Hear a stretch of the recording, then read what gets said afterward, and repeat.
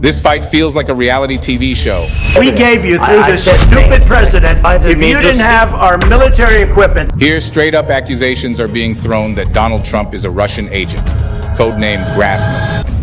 It is claimed that Trump was identified and cultivated as a Russian asset 40 years ago. On top of that, he talks about buying Gaza in Palestine. There's outright extortion happening. Give us half the money if you want our protection. The idea is to threaten other countries, blackmail them, steal their resources, or outright colonize and invade them. A meeting was taking place between Vladimir Zelensky and Donald Trump. Hello, friends. On February 28, 2025, inside the White House, American President Donald Trump and Ukrainian President Vladimir Zelensky were meeting. Sitting beside them was U.S. Vice President J.D. Vance, and the room was filled with the media. Everything was being broadcast live through cameras. In the background, White House chefs were setting up plates for a meal. And right then, something happened that has never been seen in modern diplomatic history. This meeting turned into a heated argument. You're gambling with World War III. You're gambling with World War III. A fight so dramatic, it felt like a reality TV show. We gave you through this stupid president. If you didn't have our military equipment, this war would have been over in 2 weeks. This meeting will go down in history because from this moment forward, global geopolitics and the world order are about to change. One of the richest oligarchs in the world, Elon Musk, says that America wants to withdraw from the United Nations and NATO. The U.S. has already exited the World Health Organization and the Paris Climate Agreement. Now Trump's America is moving closer to its longtime enemy, Russia. The situation has worsened so much that people are directly accusing Trump of being Putin's undercover agent. But what impact will this have on the world? Let's dive deep into this issue in today's video.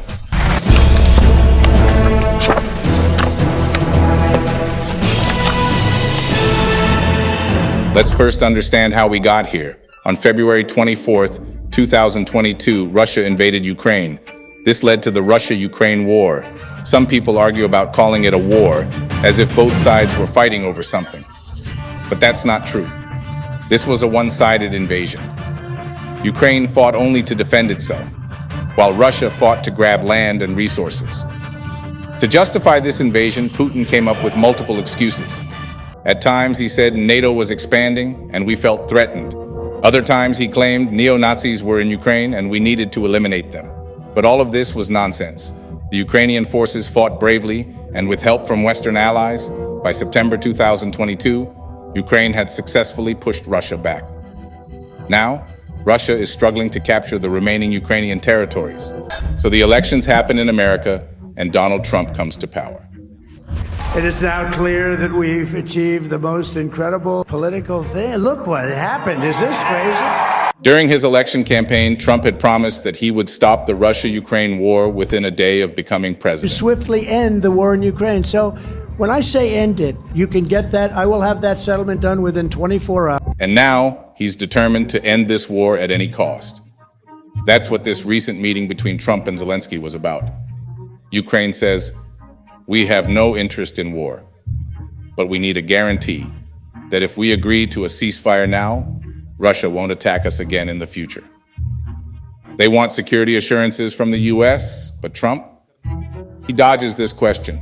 Instead, Trump tells Ukraine, since we're giving you so much money and so many weapons, you should give us 50% of your country's natural resource revenue.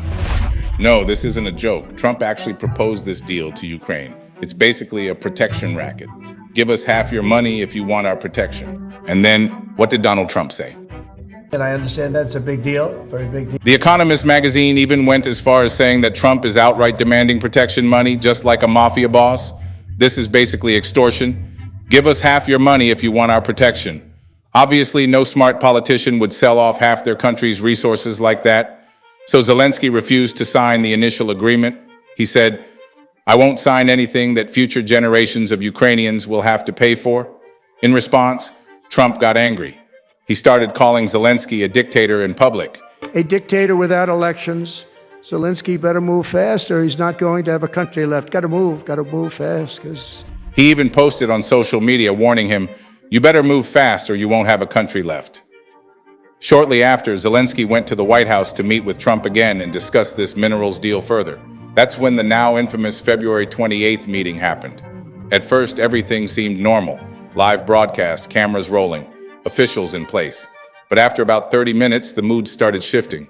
Zelensky pointed out that Putin has broken the ceasefire agreement 25 times. How can we trust him now? Trump had no real answer. He just kept saying, but Putin has never broken an agreement with me. At this point, U.S. Vice President J.D. Vance, who was sitting nearby, tried to step in, saying, the path to peace is through diplomacy. But Zelensky wasn't buying it. He started listing all the times Russia had violated ceasefire agreements. And here's an important historical fact. Ukraine was once the third largest nuclear power in the world. They had a huge stockpile of nuclear weapons. But in 1994, Ukraine became the only country to voluntarily give up its nukes. That's when the Budapest Memorandum was signed. Russia, the US, and the UK all agreed that in exchange for giving up its nuclear weapons, Ukraine would be protected if any country ever attacked it. Well, we all know how that turned out. Putin invaded anyway. And now the US is also stepping back from helping Ukraine. So Zelensky asked Vance directly, what kind of diplomacy are you talking about? At this point, J.D. Vance lost his cool. He lashed out, and the meeting turned even more heated. Zelensky warned that if the US doesn't stop Putin now, one day, they might have to deal with him too. That's when Trump also exploded in anger. He snapped, don't tell us how to feel. Your position isn't great. You're gambling with millions of lives. And just like that, the meeting took a sharp turn, marking a moment that could redefine global politics. You don't have the cards right now. With us, you start having cards. Right now, you don't. You're playing cards. You're playing cards. You're gambling with the lives of millions of people. You're gambling with World War III. You're gambling with World War III. A reporter in the room asks Trump, what if Russia breaks the ceasefire? And Trump, he just flips the question and says, what if a bomb falls on your head? Then what? He's asking, what if Russia breaks the ceasefire? What if anything? What if a bomb drops on your head right now? This kind of nonsense argument is what you'd expect on Jimmy Fallon's show, not from the President of the United States. What a joke. Then, as Zelensky starts to respond, Trump kicks the media out of the room. A little while later, Zelensky is told to leave the White House. The mineral deal doesn't get signed, and the fancy meal prepared by the White House chefs left untouched. After the meeting, Trump rants on social media, saying, Zelensky is not ready for peace. He insulted America in the Oval Office. He can come back when he's serious about peace. In response, Zelensky tweets back, mockingly saying, thank you, thank you, thank you, multiple times. Many European leaders start posting in support of Zelensky. Back when Joe Biden was president, the US gave unconditional support to Ukraine. But the moment Trump took office, he arranged a secret meeting in Saudi Arabia between US and Russian officials to discuss Ukraine. But guess what? Ukraine wasn't even invited. This reminded people of the 1945 Yalta Conference, when the fate of small European countries was decided by the US, the Soviet Union, and Britain without them being in the room. Biden's approach had always been nothing about Ukraine without Ukraine. But under Trump, Ukraine wasn't even part of the conversation. Then on February 24, 2025, when the UN General Assembly was voting on a resolution against Russia, something shocking happened. Most countries either supported Ukraine or stayed neutral. But for the first time ever, the United States voted with Russia and North Korea against Ukraine. This was possibly the first time in 100 years that the US and Russia were on the same side in a UN vote, while most of the world was on the opposite side. Naturally, this raises one big question.